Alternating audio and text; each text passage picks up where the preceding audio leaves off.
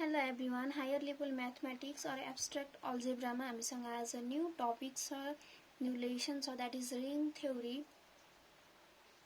ring theory को definition जुन हामीले बुझ्नको लागि हामीले ग्रुप थ्योरी पढिसक्यौं and group homomorphism पढिसक्यौं.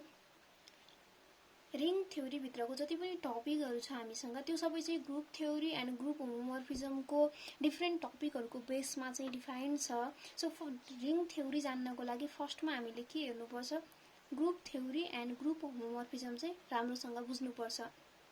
That means ring theory भनेको के हो भन्दाखेरि लेट अस सपोज हामीसँग कुनै एउटा ग्रुप छ, R भन्ने एउटा ग्रुप छ. That group can be integer set and natural number set जस्तो सुकै जुनसुकै सेट पनि हुन सक्छ यो ग्रुप. सो हामीसँग एउटा के छ, नोन इम्पिटी सेट छ. यो सेटमा हामीले रिङलाई चाहिँ यो सेट रिङ हो भनेर डिफाइन गर्नको लागि हामीसँग रिङको कन्डिसनमा के हुन्छ, यसमा टु बाइनरी अपरेसन डिफाइन्ड हुन्छ with two binary operation. one is addition or another is multiplication. So दुईटा बाइनरी अपरेसन चाहिँ यसमा चाहिँ डिफाइन हुन्छ. हामीले कुनै पनि रिङलाई यसरी डिनोट गरिन्छ, r प्लस डट, यसरी रिङलाई डिफाइन गरिन्छ. अब यो जुन सेट छ, जुन यो अल्जेब्रिक स्ट्रक्चर छ, हामीले यो रिप्रेजेन्ट गरेको अल्जेब्रिक सिस्टम, अल्जेब्रिक रिप्रेजेन्टेसन भने के हो जुन हामीलाई अलरेडी थाहा छ, ग्रुप थ्योरीमा जानेको कुरा हो. कुनै पनि set with its binary operation हो. यो सेट अब हामीले जुन हाम्रो स्ट्रक्चर छ यो रिङ हो भनेर डिफाइन गर्नको लागि हामीले यसले सम प्रोपर्टी होल्ड गर्नुपर्छ. त्यो प्रोपर्टीहरु भनेको हामीसँग R जुन हाम्रो R भन्ने सेट छ, यो R ले एडिसनको बेसमा ग्रुपको अल प्रोपर्टी होल्ड गर्नुपर्छ plus कम्युटेटिभ property. That means abelian group R plus चाहिँ के हुन पर्यो, अबेलियन ग्रुप. दैट मिन्स हामीलाई अबेलियन ग्रुप भनेको थाहा छ नि, ग्रुपको अल प्रोपर्टी प्लस त्यसले चाहिँ एक्स्ट्रा प्रोपर्टीमा कम्युटेटिभ प्रोपर्टी पनि होल्ड गर्यो भने त्यसलाई हामी अबेलियन ग्रुप भन्छौं भन्ने थाहा छ. अब ग्रुपको प्रोपर्टीमा हामीसँग कुन कुन प्रोपर्टी हुन्छ भन्ने हामीलाई थाहा छ. ग्रुपमा closure property, associative property, existence of identity and existence of inverse.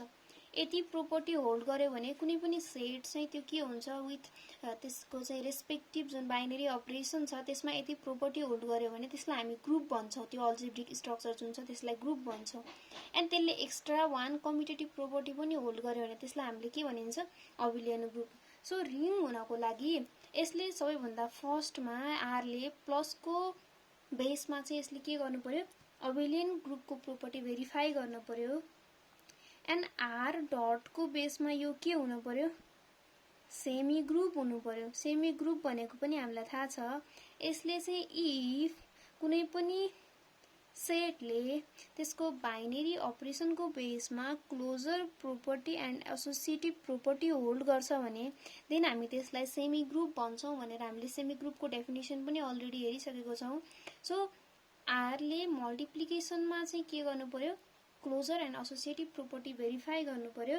And then at last multiplication is distributive over addition. Multiplication चाहिँ एडिसनको ओभरमा डिस्ट्रिब्युटिभ हुनु पर्यो. डिस्ट्रिब्युटिभ ल पनि के छ हामीलाई थाहा छ. सो यति तीन स्टेप भेरिफाई गर्यो R ले भने then we can say that R plus and star is an dot is a ring. So अब हामी यसको डेफिनेसन हेरौं. यसको डेफिनेसन हेर्दा a ring is a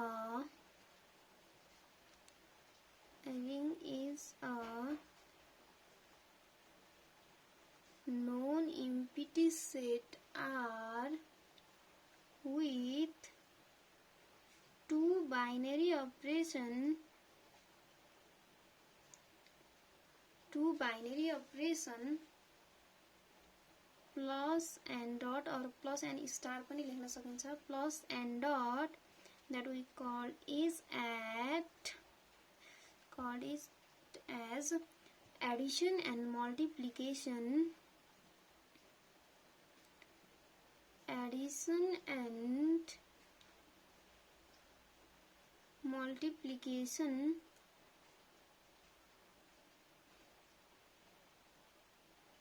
if it satisfies following condition. अब यसले following conditions होल्ड गर्यो भने देन त्यसलाई हामी के गरिन्छ रिङ भनिन्छ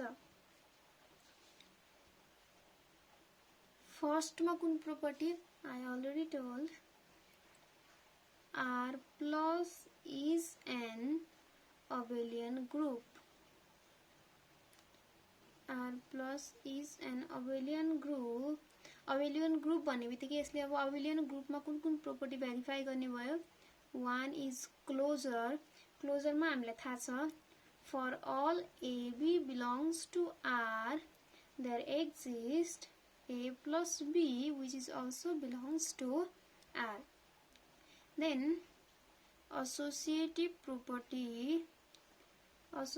property मा for all ABC belongs to R there exists A plus B plus C is equal to A plus B plus C. Then another existence of identity additive identity हाम्रो यो के छ एडिसनको केसमा छ सो आइडेन्टिटी भन्ने बित्तिकै हामीलाई फिक्स के भयो भने त्यहाँ 0 बिलोङ गर्नु पर्यो देयर एक्जिस्ट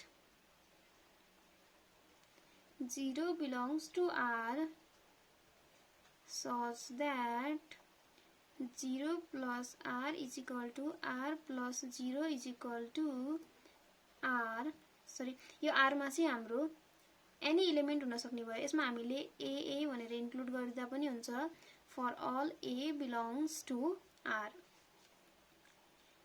यसलाई हामी के पनि भनिन्छ यो जुन आइडेन्टिटी छ आर प्लस को केसमा यसलाई हामी एडिटिभ आइडेन्टिटी पनि भनिन्छ देन हामीसँग एनोदर छ एबेलियन ग्रुपको लागि existence of inverse existence of inverse ma for each A belongs to R there exist additive inverse हो भने त 2 को इन्भर्स के हुन्छ हामीलाई थाहा छ नि इन्भर्स को एक्जिस्टेन्स कस्तो हुन्छ यदि A and A इन्भर्स त्यसको चाहिँ इन्भर्स हो भने यो दुईटालाई चाहिँ अपरेट गर्दाखेरि हाम्रो चाहिँ के हुन पर्यो भ्यालु आइडेन्टिटी आउनु पर्यो दैट मीन्स 2 हाम्रो A थियो भने A इन्भर्स हाम्रो obviously के हुन्छ -2 हुन्छ so there exist -A belongs to R such that A plus minus A equal to -A plus A equal to 0 then another छ यो प्रोपर्टीले त हाम्रो जुन सेट छ त्यो के हुन्छ थाहा छ हामीलाई ग्रुप हुन्छ अब अबेलियन ग्रुप हुनको लागि यसले एक्स्ट्रा के होल्ड गर्नु पर्यो कम्युटेटिभ प्रोपर्टी पनि के गर्नु पर्यो कम्युटेटिभ ल पनि होल्ड गर्नु पर्यो कम्युटेटिभ ल means A plus B is equal to B plus A for all AB belongs to R first भनेको हाम्रो के थियो R plus is an abelian group हुन पर्यो then R dot is a semi group छ So number 2 ma R dot is a semi group. Semi group मा कुन कुन property पर्छ भने हामीले semi group मा closure and associative property under multiplication. So first मा के हुने भयो closure property under multiplication भनेपछि A dot B belongs to R for all AB belongs to R. And then अर्को के हो associative property means A dot B dot C is equal to C for all A, B, C belongs to R. And then लास्टमा हामीलाई के थाहा छ, multiplication is distributive over Edison.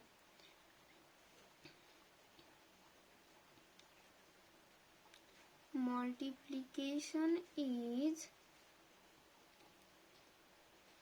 distributive over addition। भनेको हामीलाई डिस्ट्रिब्युटिभ ल थाहा छ, multiplication is distributive over addition भनेपछि A dot B plus C भयो भने A dot B plus B dot C or B plus C dot A भयो भने हामीले A plus B dot C पनि गर्न सकिन्छ। B dot A plus C dot A यो जुन हाम्रो इलिमेन्ट छ यो जता राखे पनि केही फरक पर्दैन, जस्ट हामीले रिजल्ट चाहिँ कसरी सो गरेको छौँ हाम्रो यो भन्ने कुराले डिफर गर्छ। For all A B C belongs to R, यसलाई हामी लेफ्ट डिस्ट्रिब्युटिभ ल भन्छौँ भने यसलाई राइट डिस्ट्रिब्युटिभ ल भन्छौँ। सो इफ हाम्रो जुन आर छ, जुन नन इम्पिटी सेट आर छ, त्यसले यो तीनटै प्रोपर्टी भेरिफाई गर्यो भने then we called it as ring. So यसलाई हामी कसरी डिनोट गरिन्छ, denote ring as R plus dot and another, if a ring R, that ring R consists of finite number of elements, if our ring consists finite number of elements, then we called it as finite ring, otherwise it is called as infinite ring। यसमा हाम्रो finite number of elements छ R मा भने then यसलाई हामीले चाहिँ के भनिन्छ, finite ring भनिन्छ। otherwise हामी यसलाई चाहिँ इन्फाइनाइट नम्बर अफ इलिमेन्ट्स छ भने इन्फाइनाइट रिङ भनिन्छ। सो यो हाम्रो रिङको डेफिनेसन भयो। नेक्स्ट भिडियोमा हामीले there are different classes or different cases of ring, त्यो चाहिँ जुन डिफ्रेन्ट केसेसहरू छ रिङको, डिफ्रेन्ट डेफिनेसनहरू छ, एक्स्ट्रा टपिकहरू, त्यसको चाहिँ सब टपिक टाइपको जुन हाम्रो रिङ भएर पनि त्यसमा एडेड कुनै फिचर्स एड भएपछि त्यो जुन न्यूवाला जुन चाहिँ मोडर्न हुन्छ त्यसलाई हामी के भनिन्छ, कस्तो रिङ भनिन्छ भनेर रिङको चाहिँ डिफ्रेन्ट क्लासहरू छ त्यसलाई डिफाइन गर्नेछौँ। Thank you.